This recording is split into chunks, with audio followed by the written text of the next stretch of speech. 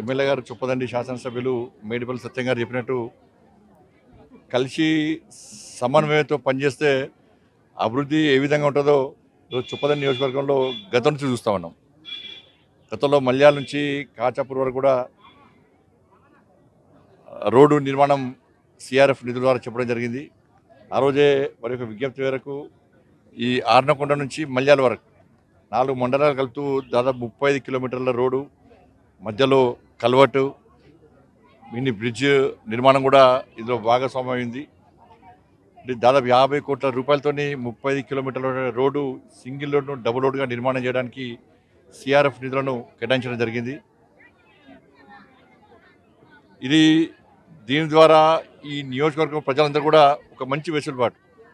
మీరు దేశవ్యాప్తంగా ప్రపంచం చూడండి, ఏ దేశం అభివృద్ధి చెందాలన్నా, ఏ రాష్ట్రం అభివృద్ధి చెందాలన్నా, ఏ జిల్లా అభివృద్ధి చెందాలన్నా, చివరకు ఏ గ్రామం అభివృద్ధి చెందాలన్నా రవాణా సౌకర్యం ముఖ్యం. ఆ రవాణా సౌకర్యం ఉంటేనే ఇవాళ అభివృద్ధి అనేది ముందుకు సాగుతున్న విషయం వాస్తవం.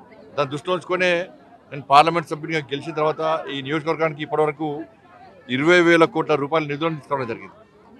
దానిలో 7,000 కోట్ల రూపాయలు నిధులు కేవలం రహదారులకు మాత్రమే. ఇవాళ కరీంనగర్ వరంగల్ నేషనల్ హైవే కోసం 2,500 కోట్ల రూపాయలు కానీ, దాంతోపాటు సడక్ యోజన కింద 130 కోట్ల రూపాయలు, సిఆర్ఎఫ్ నిధులు ఇప్పటివరకు 400 కోట్ల రూపాయలు, ఈజీఎస్ కింద రహదారుల కోసం 700 కోట్ల రూపాయలు ఇప్పటివరకు కూడా ఈ కరీంనగర్ పార్లమెంట్ నియోజకవర్గానికి కేటాయించడం జరిగింది. అతి త్వరలో వారు చెప్పినట్టు గతంలో వారు వస్తే కూడా ఇద్దరు నితిన్ గడ్కరీ గారిని కలిసాము. వారిని కలిసి జగిత్యాల కరీంనగర్ నేషనల్ హైవే త్వరితగతిన పూర్తి చేయాలని కోరిన వెంటనే టెండర్ ప్రాసెస్ అతి త్వరలో పూర్తి కాబోతున్నది.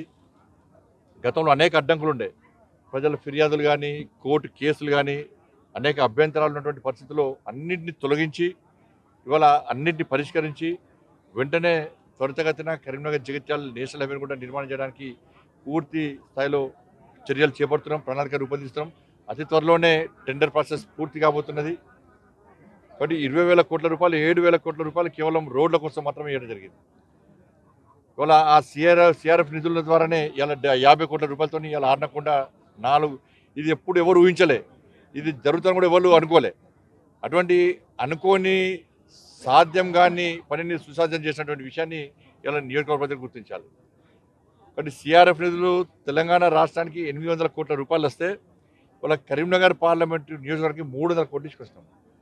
మళ్ళా తర్వాత 700 కోట్ల రూపాయలు వస్తే కరీంనగర్ నియోజకవర్గానికి 219 కోట్ల రూపాయలు తీసుకొస్తాం. వాళ్ళ గన్నేరువరం నుంచి ఎలిగంతల వరకు 79 కోట్ల రూపాయల నిధులు కూడా ఇలా మధ్యలో డ్యామ్ మధ్యలో బ్రిడ్జ్ కూడా నిర్మాణం చేపట్టబోతున్నాం. కాబట్టి కేంద్ర రాష్ట్ర ప్రభుత్వాల యొక్క సహకారంతో, సమన్వయంతో ఇవాళ అభివృద్ధి చేసే ప్రయత్నం చేస్తున్నాం. గతంలో చెప్పినాం, ఇప్పుడు చెప్తున్నాం. చాలామంది చాలా రకాల విమర్శలు చేస్తూ ఉంటారు.